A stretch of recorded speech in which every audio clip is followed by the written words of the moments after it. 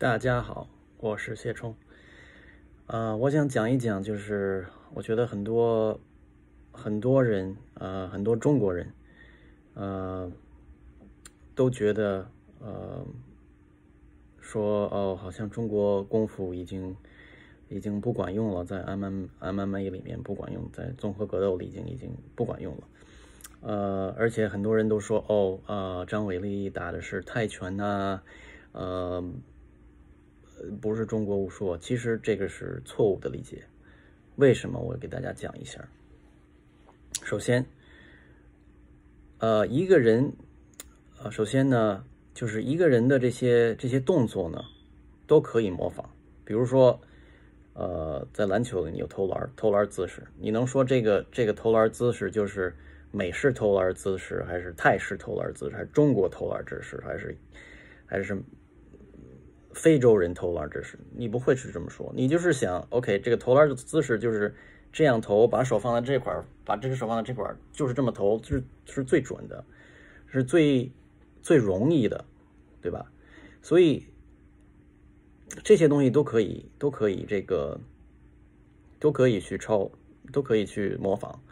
但是有一样东西模仿不了，那就是张伟丽的根底。这个是传统武术的东西，这个是太极八卦心意的精髓，这就是筋膜。这个东西是你很难去模仿，这就是所说的是筋膜主导的动作。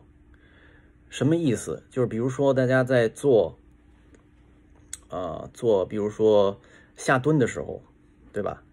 你会有很大部分的人都是大腿驱动，大腿肌驱动，就是说你下来之后，你起来的时候，你感觉不到臀部肌肉、臀部的组织，这是一个动作。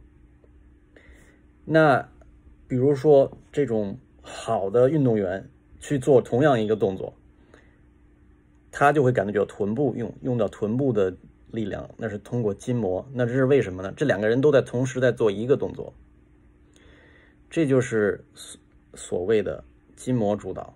这个东西是内在的、内部的。一般你要不用机器去测，比如说 EMG， 你是看不出来的。这就是为什么一般人没有办法和这些专业的人对抗，或者是接近，根本就没有办法。所以我觉得，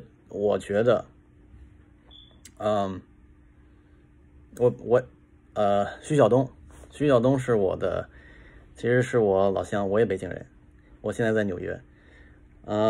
徐晓东说太极没用，我以前没有资格去跟他就是说MMA东西，但是我现在可以告诉他，太极绝对有用，绝对，这是一个筋膜上的东西，只是说他不懂而已。很多中国人都不懂，但是不代表这个太极和八卦这些东西没有用处。还有一个就是说，我也挺欣赏徐晓东的，就是说他把那个雷氏太极人打败了，对吧？但是他打败一个人不代表什么，因为那个人也没有这个筋膜连接的这些功夫，所以他那一个人不能代表整个一个太极。所以大家也不要觉得说中国武术好像不行了，然后后来又出来一个人去打咏春拳也打不过他，这不算什么，你得跟那个筋膜连接好人打，对吧？这个筋膜连接角是能从脚上看出来的，而且能测出来。我有7个测试的办法，还有一个就是说，你没有这些测试办法的话，你可以用 EMG 来测你的臀部和脚连接的这个信号，这都能测出来。所以这场比赛真的是实现了我一个就是很大的一个目标，很大的一个这个 milestone。我真的非常感动，真的非常感动。我看到后面，我一直在身体就是在不停的颤抖。所以我想让中国的就是练武的这些人，或者是不管你练武还好，你还是打球也好，中国武术有很深的根底。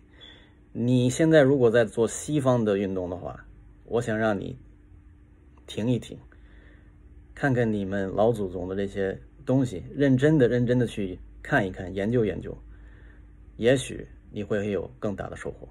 谢谢，我是谢冲 ，HyperArc 筋膜训练。